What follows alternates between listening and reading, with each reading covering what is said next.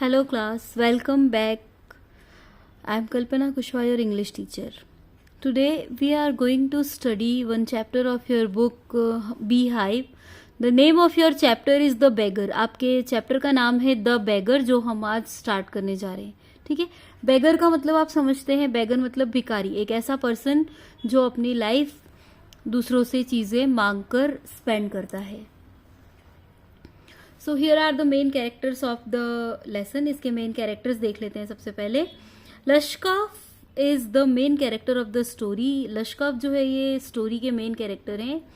He is a beggar with a different style. वो एक beggar है but he begs in a different style.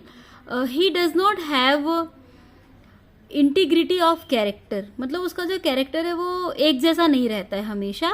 He tells different lies. अलग अलग झूठ बोलता है to gain money from people.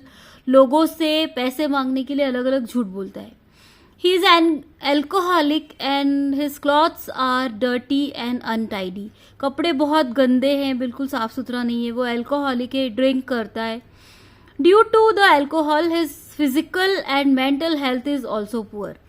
उसकी फिजिकल और मेंटल हेल्थ जो है वो भी बहुत वीक है बिकॉज ऑफ हिज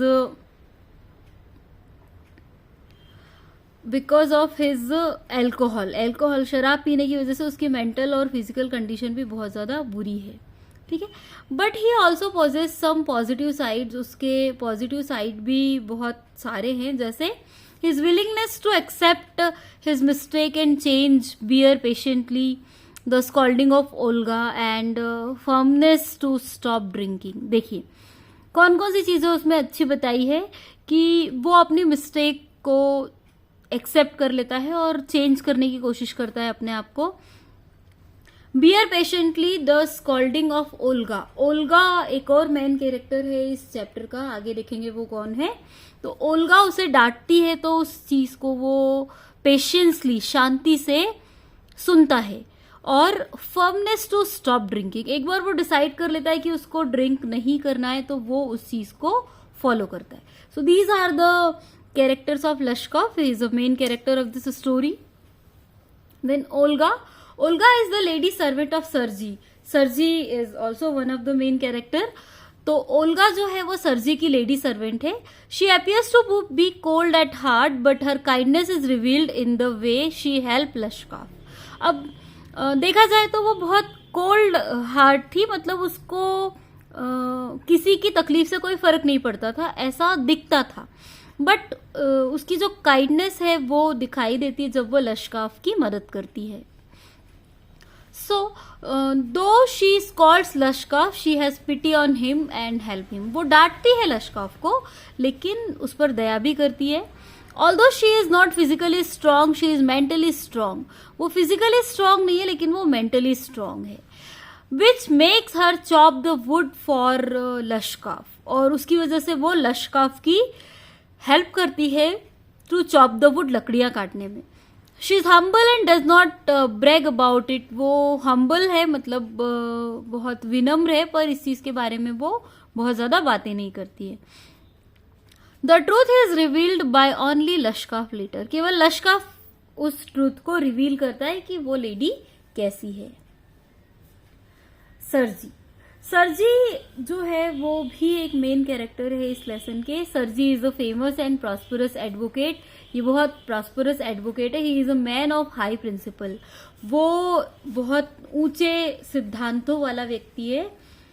मतलब बड़ी बड़ी बातें करना और उनको फॉलो करना, ये उनका काम है. He is strict straightforward and doesn't accept lie. वो काफी स्ट्रिक्ट है. स्ट्रेट फॉरवर्ड मतलब बिल्कुल सीधी बात करते हैं. डजंट एक्सेप्ट लाइज, झूठ बर्दाश्त नहीं होता उनको. His keen eyes identify Lushkoff as a liar. वो जो है बारीकी से लश्काफ को ऑब्जर्व करते हैं तो वो समझ जाते हैं कि लश्काफ जो है वो एक लायर है, मतलब एक झूठा है, झूठ बोलता है वो. He believes in hard work and gives लश्काफ a job. वो हार्ड वर्क में बिलीव करते हैं और लश्काफ को एक जॉब देते हैं. This shows his kindness and helping tendency. इससे पता चलता है कि वो काइंड है और हेल्पिंग नेचर है उनका. He is also happy to know that लश्काफ has reformed. Last पे स्टोरी के वो ये सुन के खुश होते हैं कि लश्कफ जो है वो अब बदल चुका है, सुधर चुका है. So the here story starts from a place. जो स्टोरी है वो शुरू होती है कहाँ से? वन डे द एडवोकेट सरजी came across a beggar. Advocate सरजी जो है वो एक बेगर से मिलते हैं एक दिन. He was dressed in a very poor cloth. बहुत ही पुराने से कपड़े पहने थे. He was crying and requested Sergei to have pity on him. वो रो रहा था और रिक्वेस्ट कर रहा था सरजी से कि उस पर थोड़ी दया करे. He told Sarji that he had offered a position in Kaluga, but he did not have money to get there, so he wanted some money to pay for the fare. वो कहता है कि एक्चुअली मैं एक teacher हूँ और मुझे एक पर्टिकुलर प्लेस पर जॉब ऑफर हुई है. जहाँ पर मैं जॉब करता था वहाँ से मुझे निकाल दिया गया है. There was a conspiracy. मेरे अगेंस्ट कुछ लोगों ने झूठी झूठी बातें फैला दी और मुझे जॉब से निकलवा दिया. और अब मुझे कलुगा नाम की प्लेस पर एक नई जॉब मिली है. मुझे वहाँ जाना है but I don't have money to go there. मेरे पास पैसे नहीं है वहाँ जाने के. He wanted some money to pay for the fare. वो चाहता था कि उसको कुछ पैसे मिले ताकि वो किराया दे के कलुगा चला जाए. सरजी looked at the beggar closely. सरजी ने उस बेगर को बहुत ध्यान से देखा. Suddenly he remembered that he had seen him the previous day in Sadovya street. सरजी को याद आता है कि नहीं, ये बेगर आज पहली बार नहीं मिला है मुझे, मैंने इसको पहले भी देखा है. और कहाँ पर देखा है? सादोव्या स्ट्रीट में. Then he told him that he was a student and has been expelled for not paying his fees. उस समय उसने क्या बोला था कि मैं एक स्टूडेंट हूँ और मैंने मेरी फीस नहीं पे की थी तो मुझे निकाल दिया गया था. At first the beggar denied the charge. पहली बार वो मना कर देता है, नहीं आपने मुझे नहीं देखा था और ना ही मैंने आपको कुछ ऐसा बोला था. लेकिन बट व्हेन सरजी rebuked him he admitted that he earned his living bye lying. अब सरजी उसको थोड़ा सा डराते हैं तो वो एक्सेप्ट कर लेता है कि हाँ मैं झूठ बोलकर अपना पैसा कमाता हूं. He told Sergei that his name was लश्काफ. वो सरजी को बताता है कि मेरा जो नाम है वो लश्काफ है और मेरा नाम लश्काफ है. And then he was out of work. और वो ये बताता है कि मेरे पास कोई काम नहीं है. आउट ऑफ वर्क मतलब उसके पास कोई जॉब नहीं थी. Sergei refused to give him alms. Sergei जो है वो उसको किसी भी तरीके का दान देने से मना कर देते हैं. एल्म्स का मतलब होता है दान देना, दया करना. But he said he would give him work of chopping would. लेकिन सरजी उसको कहते हैं कि मैं तुम्हें पैसे नहीं दे रहा हूँ, इसका मतलब ये नहीं कि मैं तुम्हारी मदद नहीं कर रहा हूँ. मैं तुम्हारी मदद करूंगा लेकिन तुम्हें उसके बदले में मेरा काम करना पड़ेगा और तुम्हें लकड़ी काटनी पड़ेगी. He brought Lushkoff home. Sergei Lushkoff को अपने घर ले आते हैं. He called his maid servant Olga and told her to take him into the wood shed and get some wood chopped. Olga जो है वो सरजी के घर सर्वेंट है तो सरजी उसको घर लेकर आते हैं लश्कॉफ को और ओल्गा को बुलाते हैं. ओल्गा को कहते हैं कि इसे ले जाओ वुड शेड में जहां पर लकड़ियां रखी वहां ले जाओ और इसको बोलो कि कुछ लकड़ियां वो काट दे. Sergei could see from a room that Lushkoff was weak and as well as unwilling to do the chopping work. अब सरजी जो है वो अपने रूम में से देख सकते थे कि ये जो लश्कॉफ है ये काफी वीक है और इसका कोई काम करने का मन नहीं है. However after 1 hour Olga came and told Sergei that the wood had been chopped. Sergei gave Lushkoff half a rouble. अब 1 घंटे के बाद ओल्गा आती है और बोलती है कि आपने जो काम दिया था वो उसने कर दिया है, उसने लकड़ियों को काट दिया है. तो लश्कॉफ को सरजी आधा रूबल दे देते हैं. After getting wood chopped Sergei was happy that he helped a man he had reformed a beggar. ये जो लकड़ियां कट जाती है सरजी खुश हो जाते हैं कि मैंने एक आदमी को सुधार दिया. वो इस तरीके से पहले अपने काम कर रहा था और अब उसने कुछ अच्छा रास्ता अपना लिया काम करने के लिए, तो वो खुश हो रहे थे. He told लश्कॉफ that he could come on the 1st of every month and chop wood for money. लश्कॉफ को सरजी कहते हैं कि तुम एक काम करो, हर महीने की 1 तारीख को आ जाया करो और लकड़ियां काट दिया करो, तुमको हम पैसे दे देंगे. Thus Lashkov came on the first of every month, although he was so weak and he could hardly stand in his leg. Yet there was always work for him and he did it. अब देखो यहाँ पर क्या हुआ कि लश्कॉफ जो है वो हर महीने की 1 तारीख को आ जाता था. वो वीक था, उससे कुछ काम भी नहीं होता था, इतना वीक था कि सीधे खड़े भी नहीं रह पाता था, लेकिन फिर भी वो आ जाता था और जो काम उसको मिलता था, उसके लिए हमेशा कोई ना कोई काम होता था, जो भी काम उसको मिलता था वो उसको कर लेता था. Sometimes it was chopping of wood, कभी कभी लकड़ी काटनी होती थी. At other times he had to shovel snow or to put the woodshed in order. कभी कभी उसको बर्फ हटानी पड़ती थी. शॉवल मतलब बर्फ को खोद खोद के हटाना, और वुड शेड मतलब जहां पर लकड़ियां रखी उस जगह को ठीक से अरेंज करना. Sometimes he was asked to beat the dust out of mattress and rugs every time he received from 20 to 40 kopecks. अब देखो, जब भी वो कुछ काम करवाता था तो उसकी मम्मी उसको ये भी बोल देती थी कि जो मैट्रेस हैं, जो रग्स हैं जमीन पर बिछे हुए, उनमें जो धूल हो गई उसको क्लियर कर दो. और हर बार उसको 20 से 40 कोपेक्स मिलते थे. कोपेक्स क्या होता है that we will C.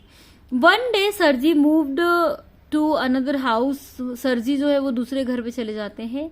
He hired Lushkoff to help in packing and hauling in the furniture.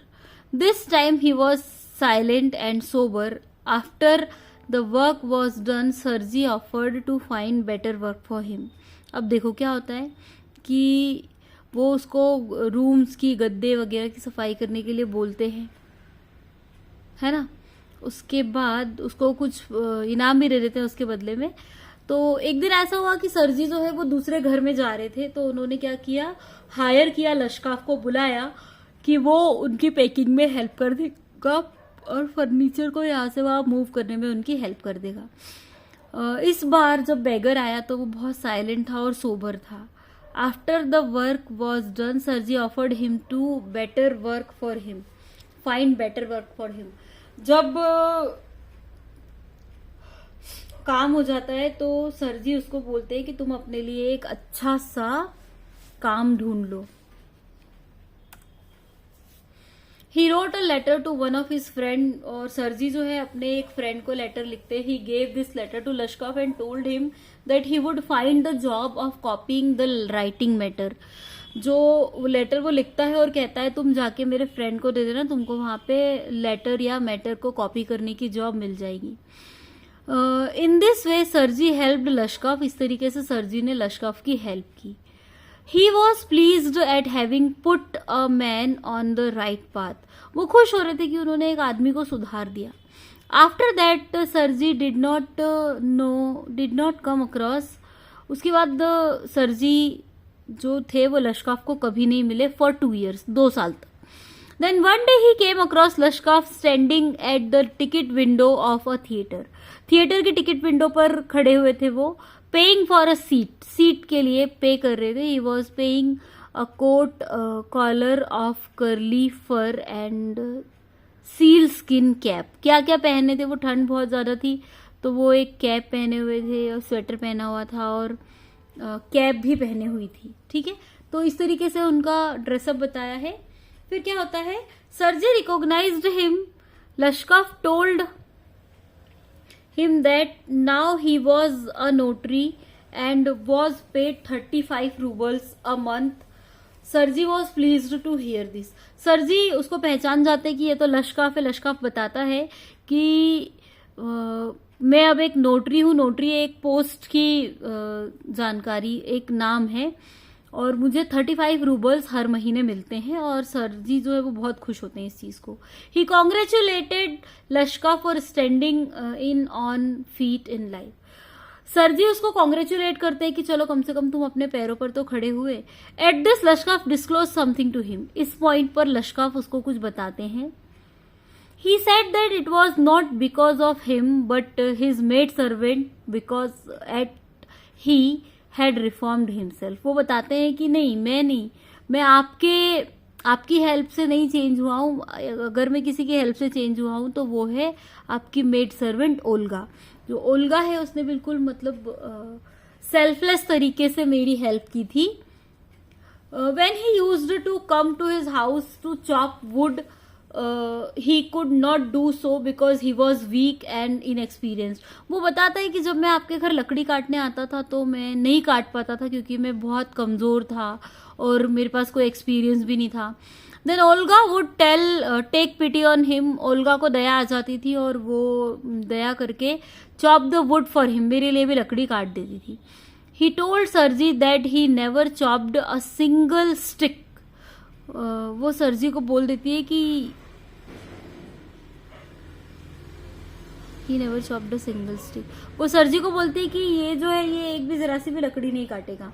It was all done by Olga. Olga की तरह किया गया काम है ये.